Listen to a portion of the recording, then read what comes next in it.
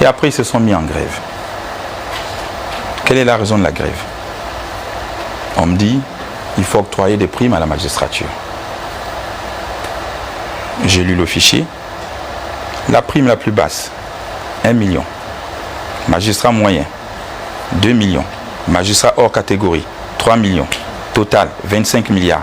Où trouve-t-on cet argent pour payer les primes de 25 milliards? Il faut qu'on se dise la vérité dans ce pays. Vous trouvez 25 milliards où pour payer ces primes? Et vous voulez m'amener à signer un document comme ça? Je ne vais jamais le signer. Oui. En France, ailleurs, la magistrature fait rentrer de l'argent. Pourquoi ne pas fonctionner comme le CEDOC? Faites rentrer de l'argent, vous versez 5% à l'État, et le reste c'est pour vous, ça vous, ce sont vos primes. C'est ce que le CEDOC fait. Ils impriment des passeports, ils versent 5%, le reste, ils ont les primes, ils ont leur fonctionnement à l'intérieur. Il faut que la paresse s'arrête. Oui. On ne peut pas s'asseoir chez soi et demander à l'État de vous verser 25 milliards. Où est-ce que moi je les trouve? Dites-moi. On va poursuivre, si vous le voulez bien, faire une transition du côté de la régie et puis on va aborder le volet économique qui est également un de vos axes prioritaires pour les 7 prochaines années. Un candidat, un projet, nous revenons sur ce plateau, toujours avec le candidat Brice Clotaire Oligui Nguema pour parler économie. Votre projet, monsieur le candidat, vous parlez d'économie, entrepreneuriat, finances publiques. Alors, votre projet de société repose sur 6 grands piliers. Alors, pourquoi avoir retenu ces axes comme étant prioritaires, finalement? Mon projet de société, je l'ai choisi en fonction des mots qui minent les Gabonais. Les situations que nous vivons ici au quotidien dans ce pays. Et je pense que ce qui touche les Gabonais à l'heure actuelle, c'est l'eau, c'est l'électricité, le manque d'eau au robinet, les délestages, les coupures. Ça nous affecte tous. Voilà pourquoi je l'ai mis comme premier pilier dans mon projet. Et après, il y a cette jeunesse, cette belle jeunesse qui aujourd'hui, qui est là sans emploi.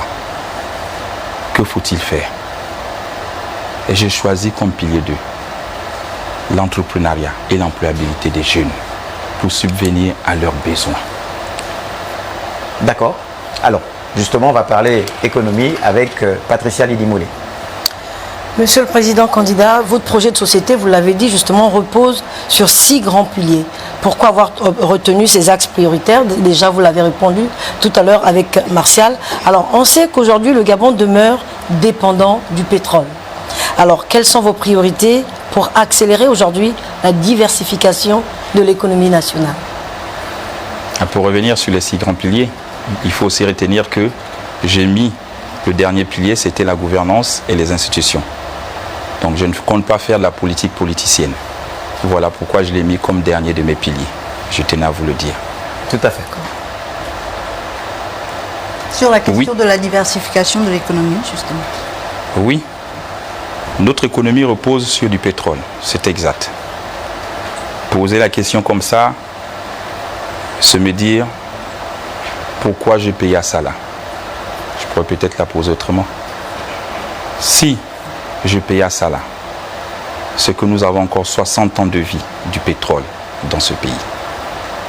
Quel que soit ce qu'on peut dire, à ça là, c'est encore 60 ans. Et je le dis. Et oui, il faut diversifier l'économie. On ne peut plus seulement vivre de la rente du pétrole. Nous devons aller vers d'autres minéraux et qui peuvent encore apporter beaucoup plus d'argent, tout en ayant toujours du pétrole. Ça nous fait des revenus en plus. Il faut aller vers le fer de Mbelinga. Oui, le fer. Ça va nous créer beaucoup d'emplois. Mais il faut aussi le transformer sur place. Vous avez les mines de Maboumine dans le Moyen-Ogoué. Et que je peux vous dire que j'ai déjà trouvé un opérateur avec lequel nous avons signé déjà un contrat. Donc c'est dire que je suis en avance par rapport à vous. Nous avons de l'or. Et souvenez-vous, qui a inscrit l'or dans le budget de l'État? Qui a mis l'or dans la loi de finances depuis que nous exploitons l'or dans ce pays? C'est moi. Parce que je vais diversifier l'économie. Regardez tous nos budgets, l'or ne faisait pas partie. Et c'est parce que je suis transparent. Donc toutes les recettes d'or également vont rentrer au capital de l'État.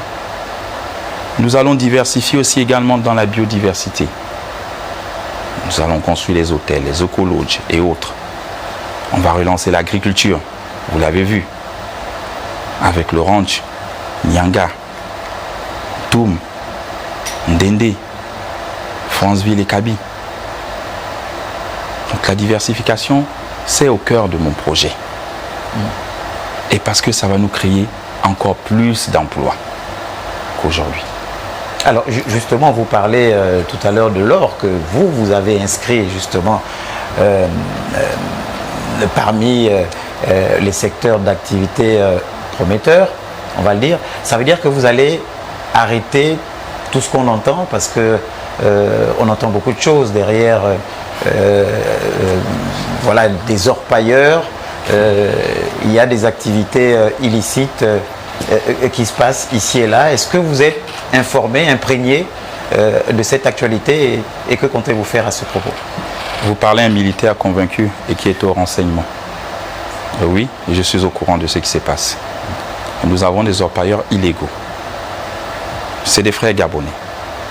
Le but, ce n'est pas de les chasser, c'est leur amener à ouvrir des petites sociétés pour essayer d'exploiter de l'or. Et sortir de l'informel. Pour les sortir de l'informel, c'est exact. Et nous avons mis en place des comptoirs pour qu'ils viennent verser l'or qu'ils récoltent. Le but, ce n'est pas de sortir l'or illicitement, c'est d'en faire des réserves. En faire des réserves dans nos banques, à la BAC. Parce que c'est aussi ça l'avenir. Et un pays se juge sur ses capacités de réserve d'or. Et c'est là où je vais en arriver. Alors, Monsieur le Président candidat, vous l'avez dit tout à l'heure, certains Gabonais aujourd'hui vous accusent justement d'avoir endetté l'État avec le rachat d'Assala. Vous en avez parlé tout à l'heure, sans garantie de propriété effective. Que répondrez-vous face à ces accusations? Vous savez, j'ai pour habitude de dire, il faut laisser les choses sales mourir de leur propre poison. Mais aujourd'hui, je vais vous répondre.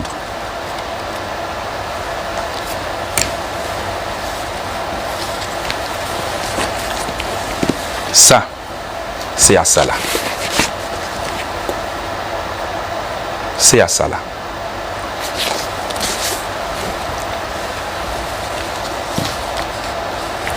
Ici, c'est le droit de préemption.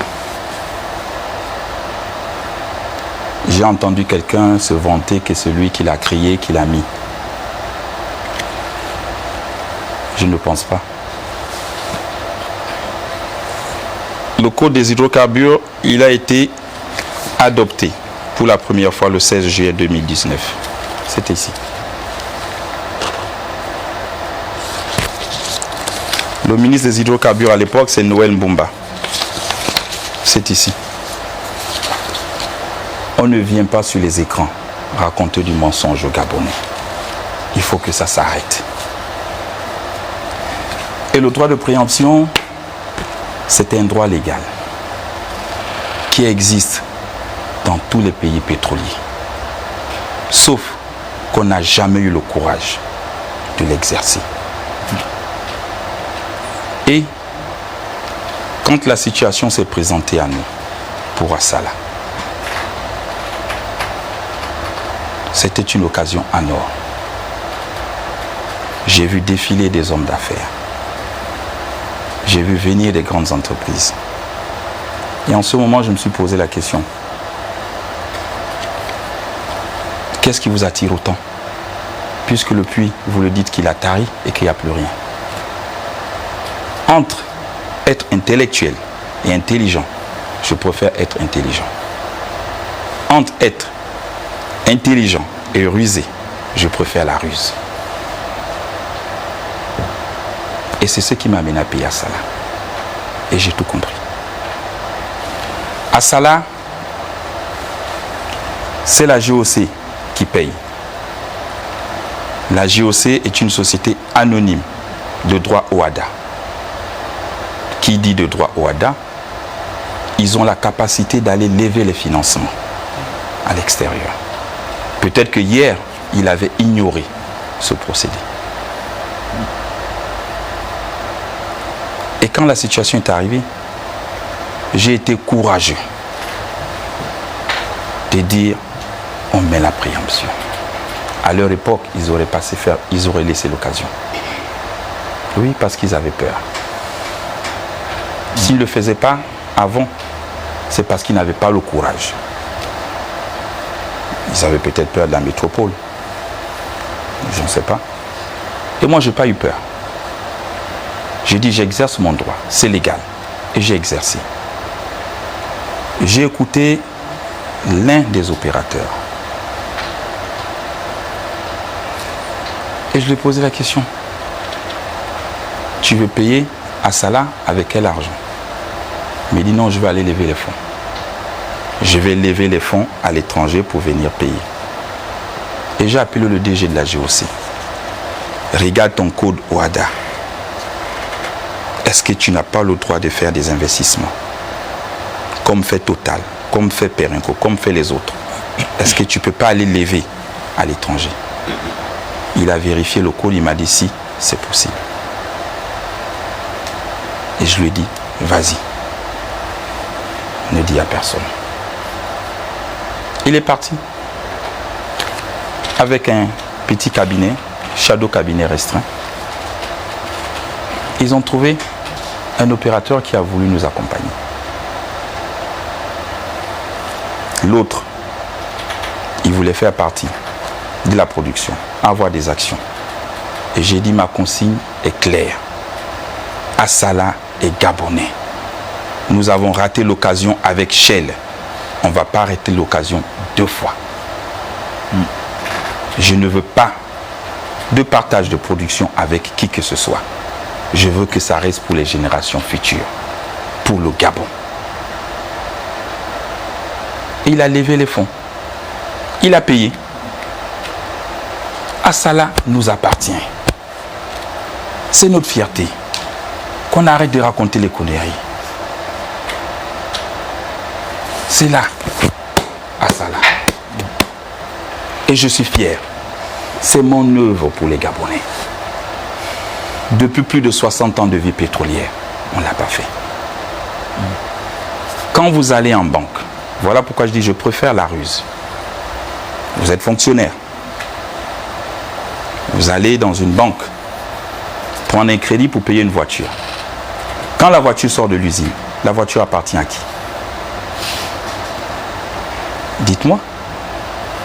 La carte grise est mise au nom de qui? De celui qui vous a prêté l'argent ou à votre nom? Au nom de la banque? Au nom de l'acheteur, monsieur. Au nom de l'acheteur. Mais donc Assala nous appartient. Même si on a pris un crédit, c'est pour nous. Et j'ai écouté beaucoup de débats. Dénigrer ce que nous sommes en train de faire. Hier, quand Assala appartenait aux Occidentaux, oui, ils étaient contents.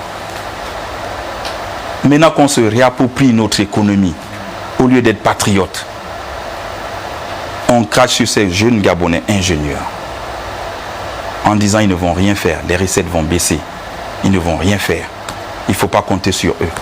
Mais qui a fait les beaux jours de Shell? Ce sont les mêmes ingénieurs. Qui a fait les beaux jours d'Assala? Ce sont ces ingénieurs. Je n'ai chassé personne. C'est les mêmes qui travaillent. Quand nous payons Assala,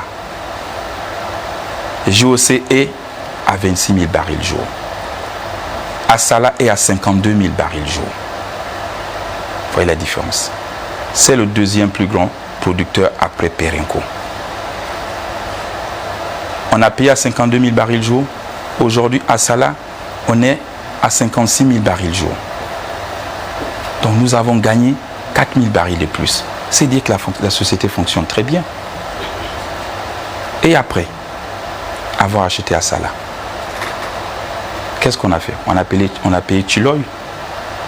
On l'a acheté, Chiloy. Mais par quel procédé? Mais par le même procédé. Et c'est international. Je défie quiconque qu'il nous amène Banque mondiale, FMI, nos papiers sont clairs. Nos papiers sont clairs. Et je vous ai dit, c'est une société anonyme de droit OHADA. Donc ce n'est pas une dette de l'État. C'est la dette de l'entreprise. Il faut faire la différence. C'est la dette de Assala. Elle n'affecte pas l'État. Voilà pourquoi vous ne voyez pas cette dette impacter sur le budget. Vous avez des économistes. Voilà pourquoi cette dette ne figure nulle part sur notre budget. Ça ne figure nulle part sur notre endettement.